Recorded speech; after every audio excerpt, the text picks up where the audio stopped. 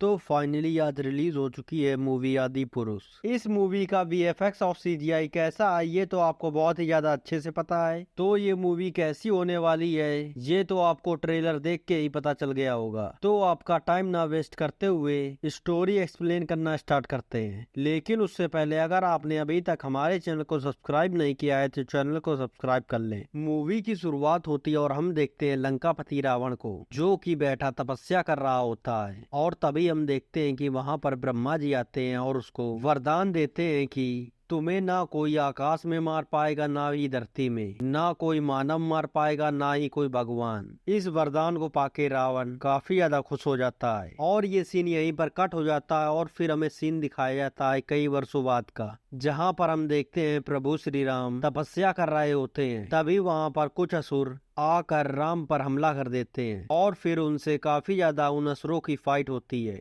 लड़ाई में जितने भी असुर होते हैं वो सारे मारे जाते हैं और ये सीन यहीं पर कट होता और हम देखते हैं रावण अपने महल में शंकर जी की पूजा कर रहा होता है। तभी वहाँ पर किसी स्त्री की रोने की आवाज आती है। तभी रावण जब पीछे मुड़ के देखता है तो वो स्त्री कोई और नहीं बल्कि उसकी बहन शूर्पणखा होती है। उससे वो कहता है रावण कि तुम अपना मुंह क्यों छुपाए हो। उससे वो कपड़ा मुंह से हटाने के लिए कहता है तो वो जब हटाती है तो रावण देखता है कि उसकी नाक कटी हुई है। इस बात से रावण काफी ज्यादा गुस्सा हो जाता और वो कहता है कि ये हाल तुम्हारा किसने किया। शूर्पणखा रावण को बता रही होती है मैंने एक वन में एक तेजस्वी पुरुष को देखा, उससे मैंने शादी का प्रस्ताव रखा लेकिन उसने मना कर दिया क्योंकि वो शादीशुदा था। तब मैंने ये देखना चाहा कि कौन सी ऐसी स्त्री है जिस स्त्री के लिए उसने मुझे मना कर दिया। तभी वो जाती है और देखती है माता सीता को। तभी शूर्पणखा रावण से कह रही होती है कि तुम अगर उस स्त्री को यहाँ महल में ले आओगे तो तुम्हारी रौनक और भी ज्यादा बढ़ जाएगी, इससे मेरा बदला भी पूरा हो जाएगा और तुम्हें एक रानी मिल जाएंगी। और फिर हमें अगला सीन दिखाया जाता जहाँ पर हम देखते हैं श्री राम को और माता सीता को, दोनों लोग घूम रहे होते हैं। तभी राम कहते हैं माता सीता से कि जानकी तुम एक राजकुमारी हो, इस वन में क्या कर रही हो, अभी भी टाइम है, तुम वापस लौट जाओ। इसीलिए माता सीता कहती है जहाँ पर मेरे राघव होंगे वहीं पर जानकी होगी। और तभी वहीं पर हम देखते हैं एक स्वर्ण हिरण को। उसको देख के माता सीता कहती है कि हम जब अयोध्या जाएंगे तो इस हिरण को ले जाएंगे। तभी प्रभु श्री राम उस हिरण को पकड़ने के लिए जाते हैं। वो उसका पीछा ही कर रहे होते हैं और माता सीता चली जाती है अपनी कुटिया में। तभी हम देखते हैं कि माता सीता को आवाज सुनाई दे रही होती है कि श्री राम पुकार रहे होते हैं अपने भाई लक्ष्मण को। तभी वो कह रही होती है कि लक्ष्मण तुम जाओ और देखो कि तुम्हारे भैया कोई संकट में तो नहीं है। पहले तो लक्ष्मण जा नहीं रहे होते हैं लेकिन वो काफी बार माता सीता कहती हैं तो वो जाने के लिए मजबूर हो जाते हैं और वो एक लक्ष्मण रेखा खींच जाते हैं और वो कहते हैं कि माता कुछ भी हो जाए इस रेखा के बाहर मत निकलना, और ये कहकर वो वहां से चले जाते हैं।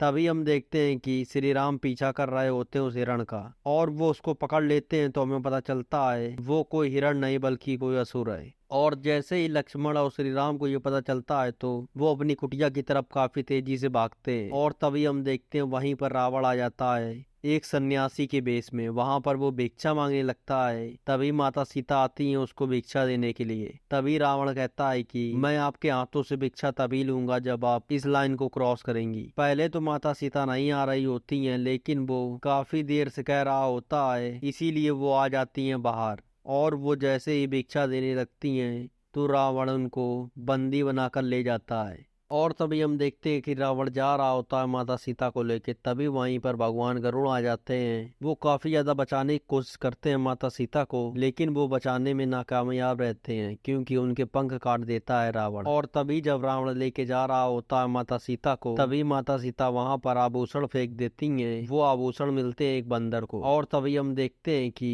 प्रभु श्री राम घूम रहे होते हैं वन में और तभी वहीं पर गरुड़ बहुत ही ज्यादा जख्मी हालत में मिलते हैं। तभी वो बताते हैं प्रभु श्री राम को कि रावण लेके गया है माता सीता को, मैंने काफी ज्यादा बचाने की कोशिश किया लेकिन मैं बचाने में नाकामयाब रहा। और तभी वहीं पर प्राण त्याग देते हैं गरुड़। तभी श्री राम गरुड़ का अंतिम संस्कार करते हैं। तभी वो जंगल में बैठे हुए होते हैं और तभी हम देखते हैं कि श्री राम और लक्ष्मण की तरफ एक बूढ़ी औरत सबरी आती है और वो अपने जूठे बेर उन लोगों को खिलाती है।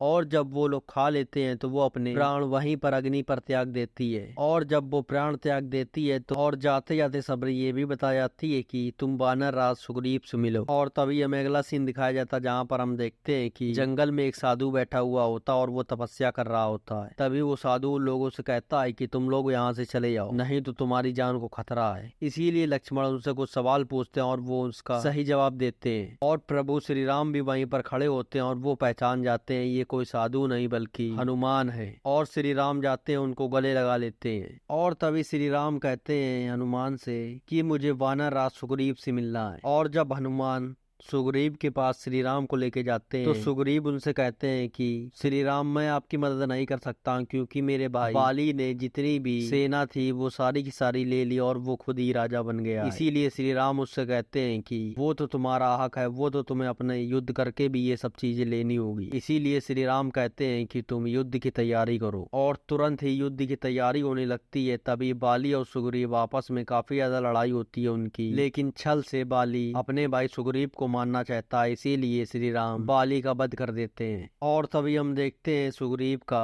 राज अभिषेक होता है और वो खुद ही राजा बन जाते हैं उस जगह का। तभी वो सारे लोग बैठे होते हैं वहीं पर। तभी जामवंत कहते हैं कि क्यों ना माता सीता के पास ये संदेश भी जाना चाहिए कि हम लोग जल्द ही आएंगे, आप परेशान ना हो। ये सुझाव श्री राम को जामवंत का बहुत ही ज्यादा अच्छा लगता है। इसीलिए श्री राम कहते हैं कि वहाँ पर जाने की कुछ लोग तैयारी करो। तभी जामवंत कुछ लोगों को लेके और हनुमान को लेके साथ में जाते हैं और जितनी भी जमीन होती है वो सारी वो लोग पार कर जाते हैं। और फिर आता है एक विशालकाय समुद्र जिसका कोई भी आर या पार नहीं होता। इसीलिए वो लोग कोई भी जाने के लिए तैयार नहीं होते क्योंकि उनके अंदर इतनी क्षमता नहीं बची थी जो वो इतना बड़ा समुद्र पार कर सके। तभी जामवंत हनुमान से कहते हैं कि तुम जाओ और माता सीता को ये संदेश दो। लेकिन हनुमान कहते हैं कि मैं तो एक साधारण सा वानर हूँ। तभी जामवंत उनको अपनी शक्तियों का याद दिलाते हैं और उनके अंदर वो सारी की सारी शक्तियां आ जाती हैं और वो जाते हैं फिर उस समुद्र को पार करके माता सीता के पास। और तभी हम देखते हैं कि हनुमान पहुंच जाते हैं लंका में और माता सीता से मिल रहे होते हैं। तभी वो राम की निशानी देते हैं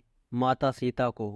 तभी लेकिन वहीं पर इंद्रजीत आ जाता है, हनुमान को बंदी बना लेता है और वो सभा में ले जाता है हनुमान जी को और वो कहता है कि इसे मृत्यु दंड देना चाहिए। और तभी वहीं पर विभीषण भी खड़ा होता है। वो कहता है कि हनुमान एक दूत है, लंका में किसी भी दूत को सजा नहीं दी जाती है। तभी वहीं पर रावण होता और वो कहता है कि इसकी क्यों ना पूंछ में आग लगा दी जाए। तभी इंद्रजीत हनुमान की पूंछ में आग लगा देता और हनुमान जी पूरी की पूरी लंका ही वहां पर जला देते हैं। और वो एक बार वापस जाने से पहले माता सीता से मिलके जाते हैं। तभी हनुमान जी माता सीता से कहते हैं कि आप रोइए मत। और वो कहते हैं कि आप मेरे साथ चलिए, मैं आपको ले चलता हूँ अभी। लेकिन माता सीता कहती हैं मुझे राम ही लेने आएंगे तब मैं जाऊंगी। और माता सीता का ये संदेश लेके हनुमान वापस चले जाते हैं श्री राम के पास। और तभी जब हनुमान श्री राम के पास वापस पहुंच जाते हैं और माता सीता ने उन्हें एक कंगन दिया होता और वो देते हैं वो श्री राम और फिर हम देखते हैं कि श्री राम समुद्र से रास्ता मांग रहे होते हैं लंका में जाने के लिए, लेकिन समुद्र रास्ता देने के लिए तैयार नहीं होता। इसीलिए श्री राम काफी ज्यादा क्रोधित हो जाते हैं और वो